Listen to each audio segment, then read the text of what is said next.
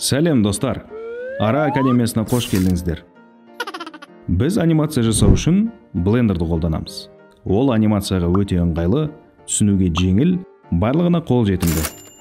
Сол үшін алғашқы 4 сабақта Blenderмен танысамыз. Ал бүгінгі өтетін тақырып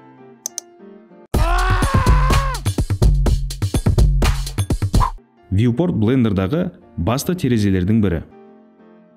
Анимация, моделинг, риггинг, текстуринг сияқты жұмыстар осы терезе арқылы жасалады. Бұл ортада еркін жұмыс жасау үшін біз бірінші viewport ішімен ары-бері қозғалуды үйренейік.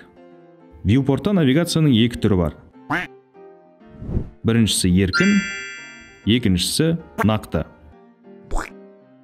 Еркін навигацияда біз мышканың көмегімен қалаған жаққа бұрылып, қалаған бағытта жылжып, объекттен алыстап, оған қайта жақындай аламыз.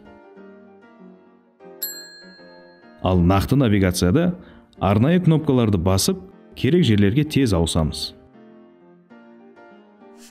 Уайымдама, қазір барлығын түсіндірем.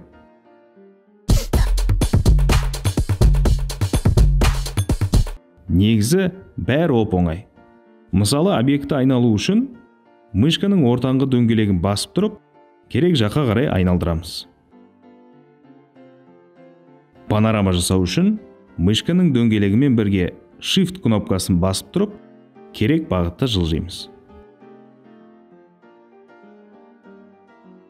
Зум жасау үшін мышканың дөңгелегімен бірге Ctrl кнопкасын басып тұрып, алға-артқа қозғаймыз. Немесе жай ғана мышканың дөңгелегін алға-артқа айналдырамыз.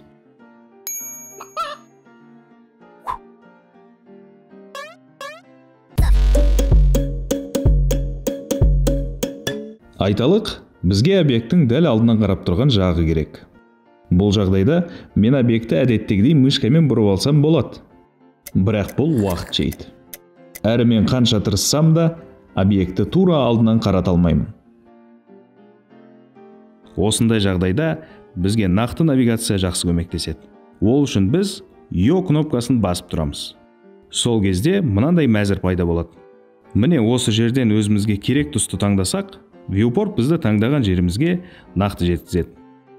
Төбесі, асты, оң жағы, сол жағы, алды және арты.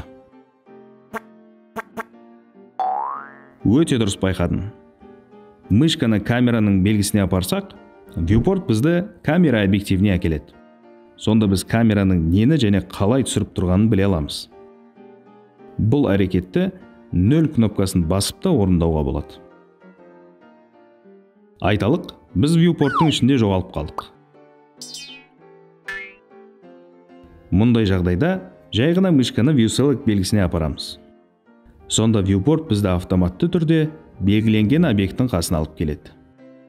Бұл әрекетті нампадтағы нүкте кнопкасын басып та орындауға болады. Әзірге Viewport пен навигация бойынша осы. Енді түсінгеніңді ұмытпас үшін барлығын іс жүзінде қайталап көр.